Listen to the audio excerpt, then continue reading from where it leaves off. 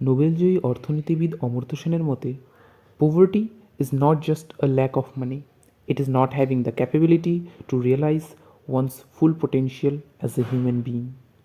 অর্থাৎ দারিদ্রতা শুধুমাত্র অর্থের অভাব নয়, এটা হলো মানুষ হিসেবে ব্যক্তির পূর্ণ সত্তার অনুধাবন করতে না পারার সামর্থ্যহীনতাও। একটু সহজ করে বলতে গেলে প্রত্যেক মানুষের ভেতরেই বেশ কিছু গুণাগুণ থেকে থাকে, আর এই গুণাগুণগুলিকেই আমরা পোটেনশিয়াল বা সত্তা বলে থাকি। অমর্ত্য সেন এই গুণাগুণগুলিকে চিনতে না পারাকেই পভার্টি বা দারিদ্রতা বলে আখ্যায়িত করেছেন। কিন্তু কেন? এর উত্তর খুঁজতে গেলে সর্বপ্রথম আমাদের জানতে হবে যে এই গুণাগুণগুলিকে বুঝতে পারার মধ্যে কী সার্থকতা রয়েছে। ধরা যাক বাংলার ইতিহাসের অন্যতম মহান কবি রবীন্দ্রনাথ বা কাজী নজরুল ইসলামের কথা। দুজন সম্পূর্ণ আলাদা রকম অর্থনৈতিক ব্যাকগ্রাউন্ড থেকে এসেছেন, তাদের ধর্ম তথাকথিতভাবে আলাদা, কিন্তু একটি প্রধান মিল রয়েছে, সেটি হলো অন্তর্নিহিত সত্তা। বিশ্বকবি রবীন্দ্রনাথ ও কাজী নজরুল ইসলাম উভয়ের মধ্যেই অন্যান্য সত্তার পাশাপাশি রয়েছে কবি সত্তাও। এই সত্তাটিকে তারা চিনেছেন, বুঝেছেন এবং তারপর এই সত্তার উপর নিরলসভাবে কাজ করে গেছেন।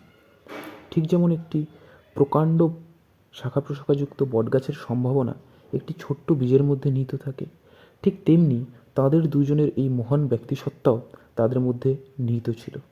তারা চাইলেই পারতেন তখনকার ব্রিটিশ শাসনের অন্তর্ভুক্ত কোনো চাকরি খুঁজে নিতে, আর রবীন্দ্রনাথ তো জমিদারের পুত্র ছিলেন, তাই তার বোধ হয় প্রয়োজন ছিল না এসব কবিতার।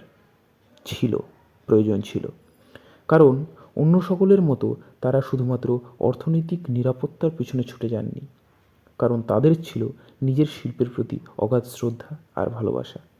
তাই তাদের মতো হাজারো ব্যক্তিত্ব যারা নিজেদের অন্তর্নিহিত সত্তাকে খুঁজেছেন এবং তার ওপর কাজ করেছেন, তারাই আসল প্রেমিকই বটে, তবে নিজের কাজের প্রতি, বলা ভালো নিজের প্রতি। কারণ প্রেমের বিনা জীবন যেমন মূল্যহীন, তেমনি তাদের কাছে তাদের মধ্যে নিহিত সত্তা ছাড়া তাদের জীবন মূল্যহীন। তাই আসল প্রেমিক তারাই।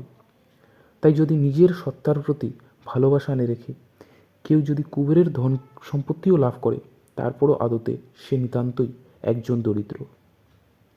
ধন্যবাদ, নমস্কার।